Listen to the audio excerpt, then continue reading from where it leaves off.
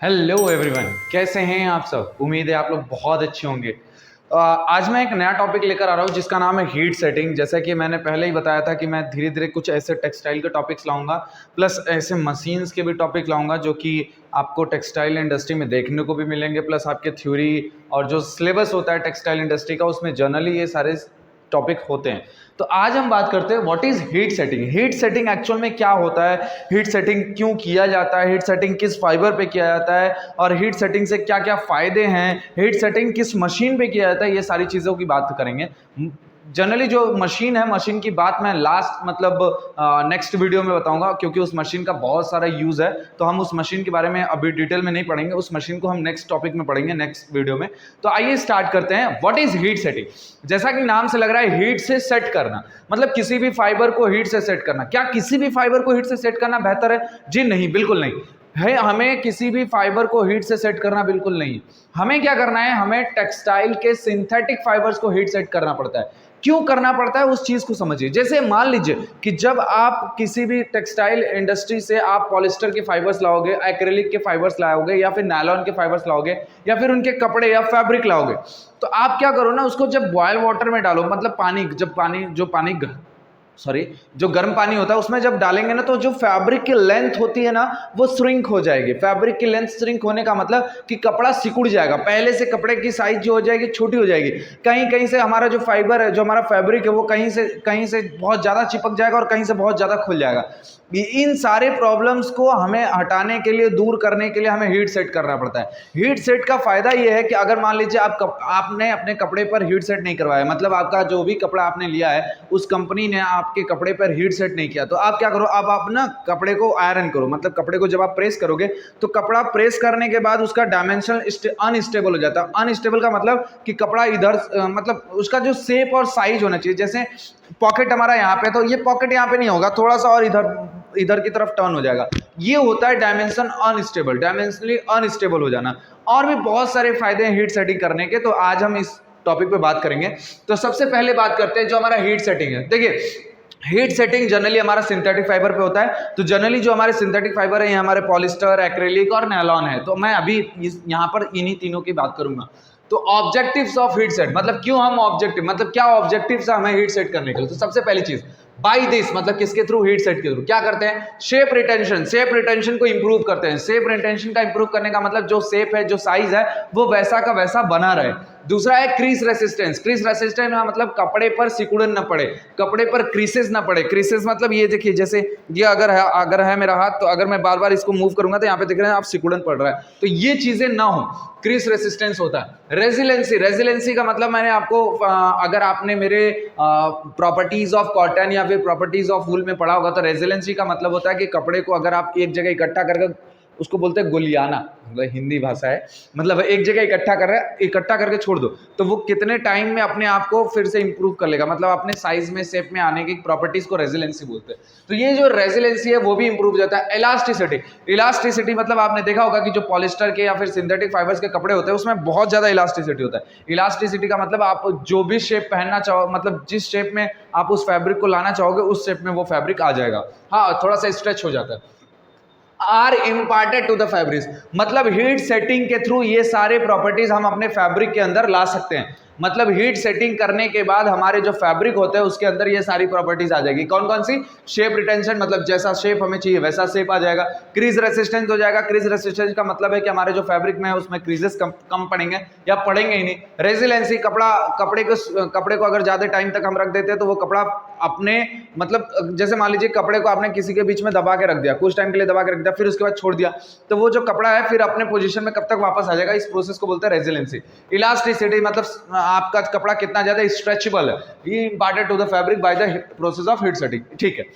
Changes in strength, stretch ability, softness and dyeability. देखिए, heat setting से और क्या क्या फायदा है। पहला है स्ट्रेंथ, जो हमारे कपड़े की स्ट्रेंथ हो जाती है वो क्या हो जाती है, इंप्रूव हो जाती है, बढ़ जाती है। स्ट्रेच एबिलिटी, देखिए स्ट्रेचबिलिटी का क्या मतलब होता है, जब जो हमारा स्ट्रेचबिलिटी होता है, जब हमारे फैब्रिक पे स्ट्रेचिंग हो, स्ट्रेचिंग का मतलब जैसे खिंचाव हो, खिंचाव होने पर भी वो कपड़ा फटे ना, वो कपड़ा स्ट्रेच होने का फायदा ये है कि कपड़ा मतलब कोई आदमी अगर थोड़ा सा इधर उधर हो गया या पतला दुबला हो गया तो उस पर फिट आ जाए, उसको बोलते हैं स्ट्रेचबिलिटी। ठीक है, तो ये सारी चीजें हमारे फैब्रिक पे इंप्रूव हो जाती है, ये सारी चीजें क्या हो जाती है हमारे फैब्रिक पे इंप्रूव हो जाती है। ओके, बात करते हैं चेंजेस यहाँ पे स्ट्रेचबिलिटी। सॉफ्टनेस, जो हमारा फैब्रिक होता है, जो हमारा फाइबर होता है वो पहले से सॉफ्ट हो जाएगा। अगर हम अपने फाइबर पे हीट सेट कर देते हैं तो हमारा जो फाइबर होता है वो पहले से क्या हो जाता है, सेट हो जाता है, सॉरी सॉफ्ट हो जाता है। सॉफ्ट का मतलब स्मूथ दिखेगा, मुलायम दिखेगा, फ्लेक्सिबल दिखेगा। एंड डाइएबिलिटी, और हीट सेटिंग का फायदा एक और है, हीट सेटिंग करने के बाद हमारे फैब्रिक की डाइएबिलिटी बढ़ जाती है। डाइएबिलिटी बढ़ जाएगी तो हम जो शेड चाहिए होता है वो शेड हमें अच्छे से मिल जाएगा। Okay, got it. यहाँ पे लिखा हुआ है तीसरा क्या क्या प्रोसेस हो सकता है। तीसरा change occur due to structural and chemical modification of fibre. अच्छा, ये सारी जो चीजें हो रही हैं, ये सारी चीजें किसकी वजह से हो रही है? ये सारी चीजें इस वजह से हो रही है कि जब हम अपने फैब्रिक के या फिर अपने फाइबर्स पे जब हीट दे रहे हैं तो हीट देने पर उसके जो स्ट्रक्चरल चेंज है, मतलब जो उसके स्ट्रक्चर है उसमें चेंजेस आ रहे हैं और उसका मॉडिफिकेशन हो जा रहा है, मतलब एक नया स्ट्रक्चर बन जा रहा है। एक नया स्ट्रक्चर बनने की वजह से हमारा फैब्रिक स्ट्रेचेबल हो जा रहा है, हमारा फैब्रिक क्रीज रेसिस्टेंस हो जा रहा है, हमारे फैब्रिक पर डाइएबिलिटी बढ़ जा रही है, हमारे फैब्रिक की इलास्टिसिटी बढ़ जा रही है, हमारी फैब्रिक रेजिलेंस हो जा रहा है, अच्छे बेहतर रेजिलेंस हो रहा है, सॉफ्टनेस फील हो रहा है। These are the properties which are obtained after the heat set on the fabric। ये सारी प्रॉपर्टीज हैं जो हमारा हीट सेट करने के बाद हमारे फैब्रिक के अंदर मिलेंगी। अच्छा, अब हीट सेट क्या है, क्यों करते हैं? देखिए, जो हमारा हीट सेट होता है एक्चुअली में मेन रीजन हीट सेट का ये है कि हमारे फैब्रिक की जो श्रिंकेज होती है उसको कम करना है या उसको खत्म करना है। श्रिंकेज का मतलब होता है कपड़े की लेंथ को कपड़े के लेंथ के कम हो जाना मतलब सिकुड़ जाना, कपड़ा सिकुड़ जाता है। जैसे आपने कॉटन के कपड़े पहने होंगे तो कॉटन के कपड़े जब आप नए नए लेकर आते हो सेम साइज होता है, लेकिन जब आप उसको धुल लेते हो या एक बार वॉश कर लेते हो तो आप देखोगे कपड़े की लेंथ छोटी हो जा रही है या कपड़ा कहीं से इधर से टाइट हो रहा होगा, इधर से टाइट हो रहा होगा। तो ये जो कपड़े हैं वो श्रिंक भी हो जाते हैं और डायमेंशनली अनस्टेबल भी हो जाते हैं। डायमेंशनली अनस्टेबल का मतलब आप समझिए, डायमेंशनली अनस्टेबल का मतलब मैं कपड़े लाया, कपड़े लाने के बाद मैंने कपड़े पहने, पहले मैं पहना, पहले वॉश नहीं किया, मैंने पहन लिया, पहनने के बाद मेरे को एकदम फिट हो रहा है, फिर मैं गया उसको वॉश कर दिया, वॉश किया, एक वॉश किया, दो वॉश किया, तो आप देखोगे कि आपका जो फैब्रिक का बटन इधर शिफ्ट हो जाएगा या फिर पॉकेट की साइज इधर शिफ्ट हो जाएगी। इसको बोलते हैं डायमेंशनली अनस्टेबल। आपका कपड़ा पता चला कि बीच में से ये इधर से छोटा हो जा रहा है, इधर से कम हो जा रहा है, इधर से बढ़ जा रहा है, ये सारी चीजें डायमेंशनली अनस्टेबल होता है। क्लियर? तो अब मैंने यहाँ पे एक चीजें मेंशन की है, ये ध्यान से समझिएगा कि shrink percentage of synthetic fibre, मतलब जो हमारा सिंक परसेंटेज है कि हमारा कौन सा फाइबर सबसे ज्यादा श्रिंक करता है बॉइलिंग वाटर में। बॉइलिंग वाटर की मैं बात कर रहा हूँ, जब हम पानी को बहुत ज्यादा गर्म करते हैं। क्यों मैं यहाँ पे ऐसी बात कर रहा हूँ? क्योंकि आप जानते हैं जब हम सिंथेटिक फाइबर जो भी होगा उसका भी हम स्कोरिंग करते हैं, उसका भी हम ब्लीचिंग करते हैं, उसका भी हम डाइंग करते हैं। तो डाइंग, ब्लीचिंग और प्रोसेस, ये सारी चीजें प्रोसेस हमारे टेम्परेचर, हाई टेम्परेचर पे होती है, लगभग बॉइलिंग टेम्परेचर पे ही मान लीजिए होती है। तो जब बॉइलिंग टेम्परेचर पे होगी तो हमें पता होना चाहिए कि अगर ये फैब्रिक हमारा पहले से इतना श्रिंक हो रहा है, इतना परसेंटेज श्रिंक हो रहा है, तो इसका मतलब अगर मान लीजिए कि आपको 100 मीटर का कपड़ा दिया गया। कितने मीटर का कपड़ा गया? 100 मीटर का कपड़ा दिया गया कि भाई 100 मीटर का कपड़ा है, इसको आपको मतलब स्कॉर्ट करना है या ब्लीच करना है। जब आपको पता ही नहीं है कि नहीं पॉलिस्टर, हमारा जो पॉलिस्टर है वो श्रिंक होता है, तो आप मान लीजिए पॉलिस्टर हमारा 7% श्रिंक होता है। 7% का श्रिंक होने का मतलब समझ रहे हैं, 7 मीटर कपड़ा हमारा कम हो जाएगा। जब 7 मीटर कपड़ा तो हमारा 100 मीटर में कम हो जा रहा है। अगर यही क्वांटिटी बहुत ज्यादा बढ़ जाएगी तो हमारी जो कपड़े की लेंथ है वो बहुत छोटी हो जाएगी। अब आपको पता ही नहीं है, आपने अपने कस्टमर को दे दिया कि भाई ले लो, मैंने 100 मीटर का कपड़ा दिया, जब नाप रहा है तो 7 मीटर कम है। ये प्रोसेस होता है श्रिंकेज का, ये प्रोसेस होता है। श्रिंकेज में कपड़े अनस्टेबल, डायमेंशनली अनस्टेबल हो जाते हैं, उनकी श्रिंकेज हो जाती है, कम हो जाते हैं वो इसकी लेंथ। ओके, पॉलिस्टर देखिए 7% बॉइलिंग वाटर में श्रिंक होता है, मतलब हमारा जो पॉलिस्टर है वो 7% तक श्रिंक हो सकता है। किसमें? बॉइलिंग वाटर में। जो हमारा नायलॉन है वो 12% श्रिंक होता है। यहाँ पे ध्यान दीजिए, नायलॉन हमारा 12% श्रिंक होता है। नायलॉन जो होता है जब हम इसको बॉइलिंग वाटर में डालते हैं तो वो 12% तक श्रिंक होता है। अब ये वैरी भी करता है, 10 से 12% भी हो सकता है। क्यों? क्योंकि नायलॉन 6 भी होता है, नायलॉन 6 भी होता है, तो ये वैरी करता है कौन से टाइप्स का आपका नायलॉन है।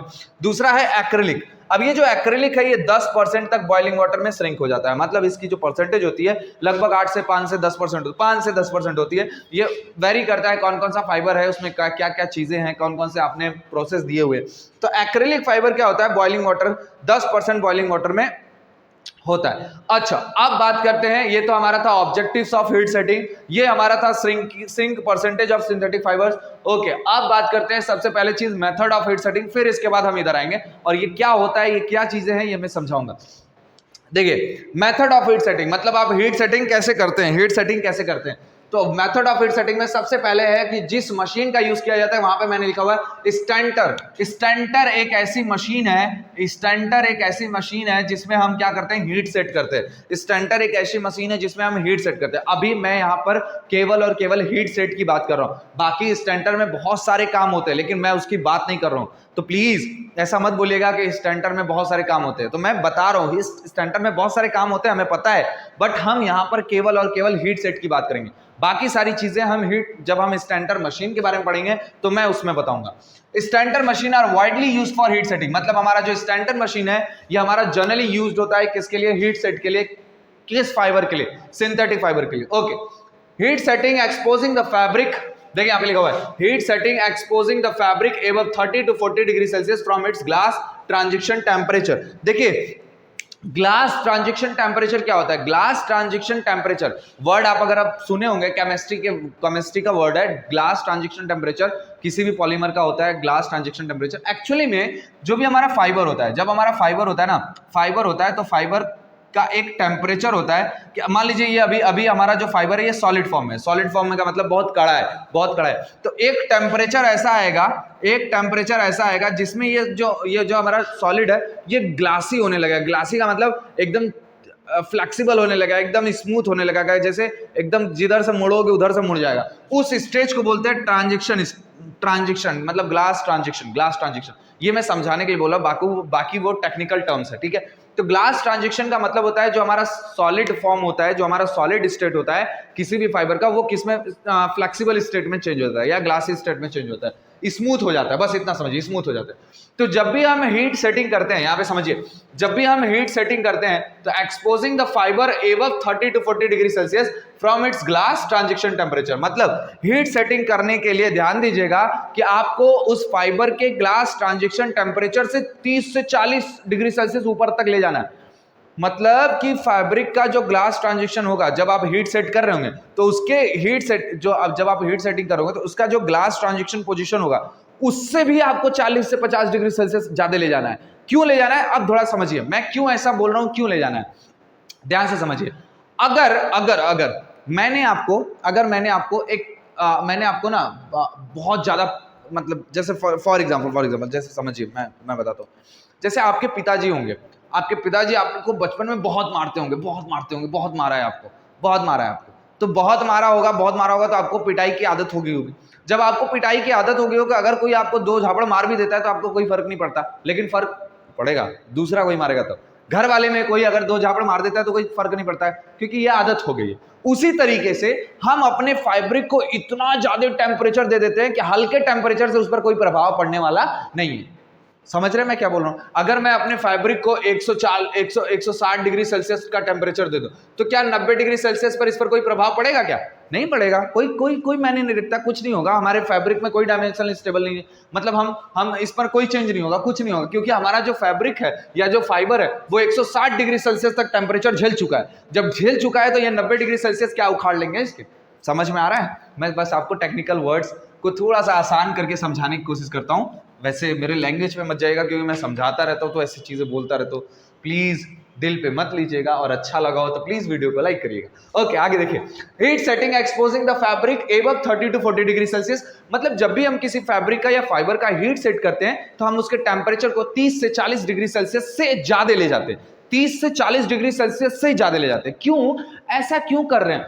तो आप देखिए, जनरली जब हम प्रेस वगैरह करते हैं तो प्रेस में हमारा टेम्परेचर बहुत ज्यादा होता है। जब हम आयरन करते हैं, आयरन कपड़े पर प्रेस करते हैं, आयरनिंग करते हैं, तो उस टाइम भी टेम्परेचर बहुत ज्यादा होता है। अगर हम अपने फैब्रिक को पता चला ग्लास ट्रांजेक्शन पर तक ही रख रहे हैं, तो ग्लास ट्रांजेक्शन तक रखेंगे ना तो कपड़ा आपका चिपकने लगेगा प्रेस पे, कपड़े का आपका डायमेंशन अनस्टेबल हो जाएगा। तो हम इसको क्या करते हैं कि भाई ऐसा है, तुमको इससे भी ऊपर हम ट्रीट करवाते हैं, इससे भी ऊपर मतलब 40 से 50 डिग्री सेल्सियस तक हम उसको ट्रीट करवाएंगे और हमारा फैब्रिक क्या हो जाएगा, डायमेंशन स्टेबल हो जाएगा। चलिए हम बात करते हैं, उसको बताऊंगा मैं।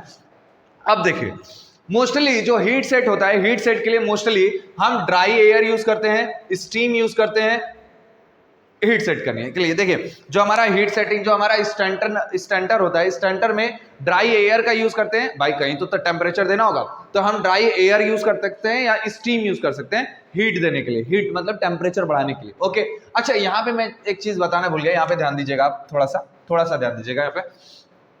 यहाँ पे लिखा हुआ है heat setting exposing the fabric above 30 to 40 degree Celsius from its glass transition temperature.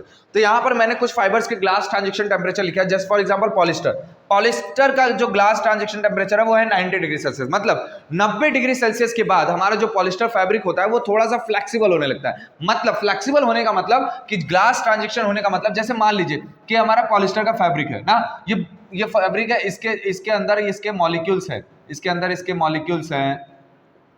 आप जानते होंगे कि अमार्फस रीजन, क्रिस्टलाइन रीजन क्या होता है, ये सारी चीजें तो आपको पता होंगी, ठीक है। तो ग्लास ट्रांजिशन टेम्परेचर मतलब जब हम इस फैब्रिक को 90 डिग्री सेल्सियस पे ले जाएंगे तो ये जो मॉलिक्यूल्स इतने पास है, ये मॉलिक्यूल्स थोड़े क्या हो जाएंगे, थोड़े से दूर हो जाएंगे। जब थोड़े से दूर हो जाएंगे तो हमारा फैब्रिक में क्या हो जाएगा, हमारे फाइबर में क्या हो जाएगा, स्वेलिंग हो जाएगा।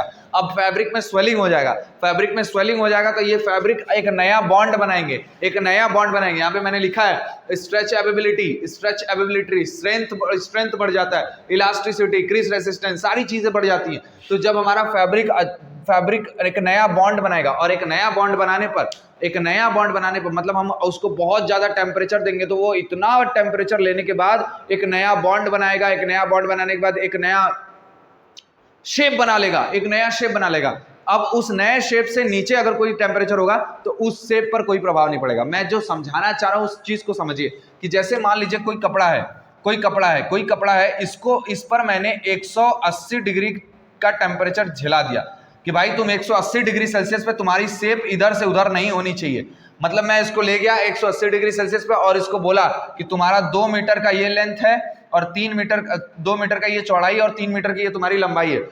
180 मीटर पे मैंने ये सेट कर दिया, तो क्या इसके 90 डिग्री सेल्सियस पे क्या इसके डायमेंशन में कोई चेंज आएगा? कोई चेंज नहीं आएगा। क्यों? क्योंकि ये 90 डिग्री सेल्सियस इसका कुछ नहीं उखाड़ पाएंगे, क्योंकि हमने इसको कहां तक सेट कर दिया है, 180 डिग्री सेल्सियस तक सेट कर दिया है। बस वही चीज है, बस मैं इसको समझाने के लिए ऐसे समझा रहा हूं।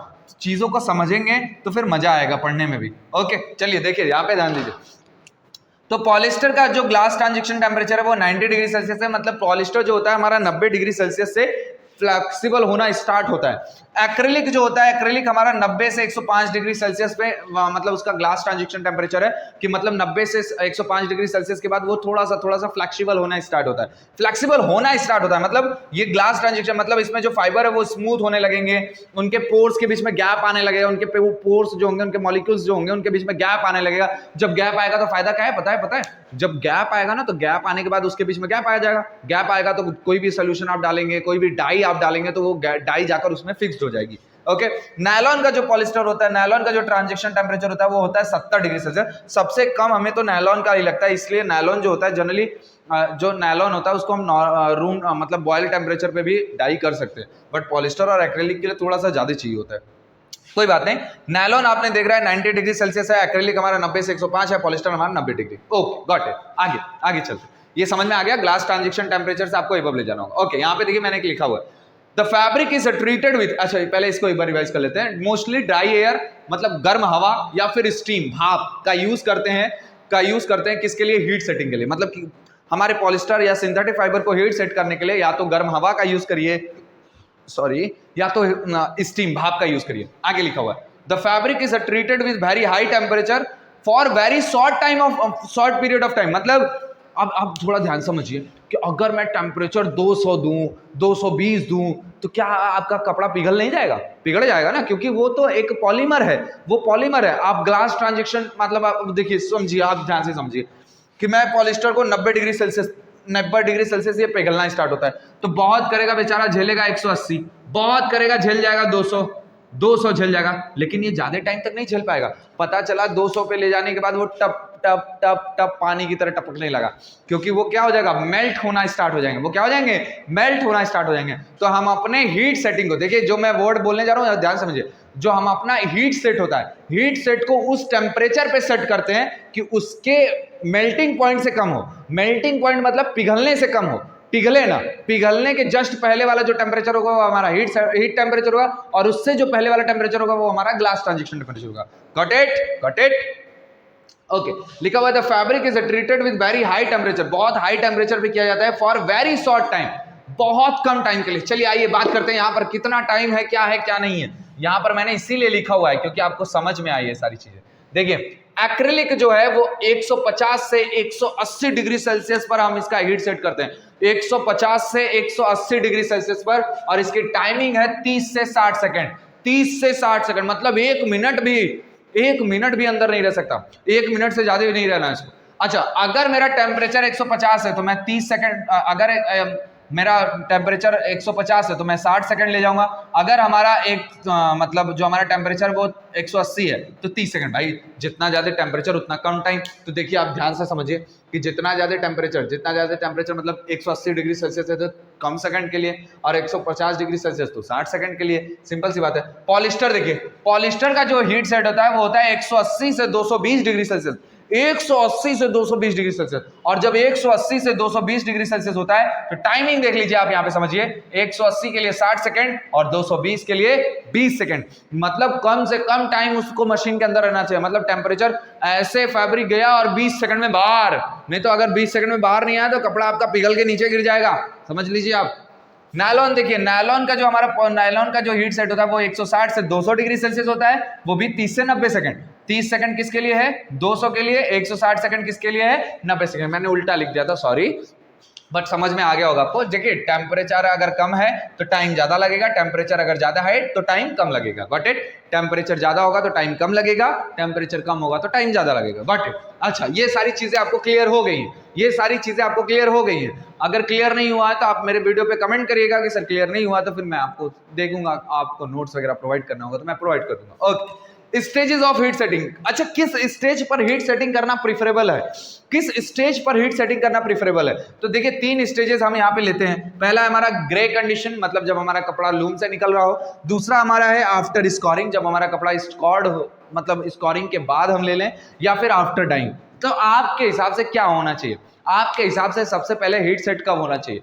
तो अगर आप थोड़ा सा दिमाग लगा रहे हो तो अगर आप हीट सेट डाइंग के बाद करेंगे तो बहुत ज्यादा घाटा होने वाला है। क्यों? सोचिए, क्योंकि अगर आप डाइंग के बाद हीट सेट करेंगे तो आपकी डाई एबिलिटी तो बढ़ने वाली नहीं, क्योंकि अगर आपने डाइंग के पहले अगर सेट कर दिया होता तो उसके पोर्स ओपन हो गए होते। जब पोर्स ओपन हो गए तो डाई अच्छे से एब्जॉर्ब होती, डाई अच्छे से एब्जॉर्ब होती तो क्या फायदा होता? डाई अच्छे से एब्जॉर्ब होती तो आपका इवनली डाई होता, शेड आपका वेरिएशन नहीं आता, मतलब शेड आपका वेरिएशन नहीं आता, जिस तरीके का शेड चाहिए होता है वैसे तरीके का शेड आता। अच्छा, और देखो दूसरा रीजन क्या है, अगर हम डाइंग करते हैं तो आप जनरली जानते होंगे कि पॉलिस्टर, एक्रेलिक, इन सब के लिए डिस्पर्स डाई का यूज करते हैं। जब आप डिस्पर्स डाई यूज करते हैं तो डिस्पर्स डाई क्या होता है कि फाइबर के पोर्स के बीच में यहाँ पर जगह बना लेता है, बस फाइबर्स के पोर्स के बीच में यहाँ पे जगह बना। अब इसको जब हम हीट सेट करेंगे तो हीट सेट मतलब ग्लास ट्रांजिशन से बहुत ज्यादा टेम्परेचर, तो जब ये टेम्परेचर होगा तो ये हमारा जो डिस्पर्स डाई है क्या हो जाएगा, वेपराइज हो जाएगा। वेपराइज का मतलब उड़ जाएगा, गायब हो जाएगा, डिकम्पोज होना लगेगा, और डिकम्पोज होने लगेगा तो आपका फैब्रिक क्या हो जाएगा, खराब हो जाएगा। Got it. तो हम डाइंग के बाद कम चांसेस है कि हीट सेट करिए, कम चांस करिए कि हीट सेट डाइंग के बाद हो। अगर आपको बहुत अच्छे से तरीके से करना है तो आप ग्रे कंडीशन में करिए। ग्रे कंडीशन में हीट सेट करने का फायदा यह है कि ग्रे कंडीशन में जब हम हीट सेट कर सकते हैं, मतलब हीट सेट कर देते हैं, तो हमारा जो साइजिंग है, डी साइज, मतलब जो हमारा स्कोरिंग है, ब्लीचिंग है, डाइंग है, ये सारे प्रोसेस बहुत ही प्रिफरेबल होते हैं, बहुत ही अच्छे से होंगे। क्लियर। स्कॉर्ड के बाद भी किया जा सकता है, बट स्कॉर्ड के बाद कम करते हैं। ग्रे फैब्रिक के बाद हमारा हीट सेट ज्यादा होता है, हीट सेट ज्यादा कर सकते हैं। ज्यादा होता क्या वो आपके ऊपर डिपेंड है, हीट सेट ज्यादा होता है। और ये सारी चीजें जो है हीट सेटिंग के जो प्रोसेस है, ये डिफरेंट टाइप्स ऑफ फाइबर्स के लिए डिफरेंट टाइप्स है। डिफरेंट टाइप्स ऑफ फाइबर के लिए मतलब कोई फाइबर्स के लिए ग्रे कॉटन के लिए मतलब ग्रे कंडीशन बेहतर होता है, किसी के लिए स्कॉर्ड कंडीशन बेहतर होता है, किसी के लिए टेम्परेचर कुछ और मेंटेन होता है, किसी के लिए ग्लास ट्रांजिशन कुछ और होता है। देखिए यहाँ पे ये सारी चीजें मैंने लिखवाई है। अगर आपको ये वीडियो अच्छा लगा हो तो प्लीज वीडियो को लाइक करिए, चैनल को जितना हो सके सब्सक्राइब करिए और वीडियो को पूरा एंड तक देखा करिए। अगर आपको टेक्सटाइल से रिलेटेड कोई भी क्वेश्चन हो तो आप प्लीज मेरे इंस्टाग्राम पर आकर मेरे को टेक्स्ट कर सकते हैं। थैंक यू, जय हिंद।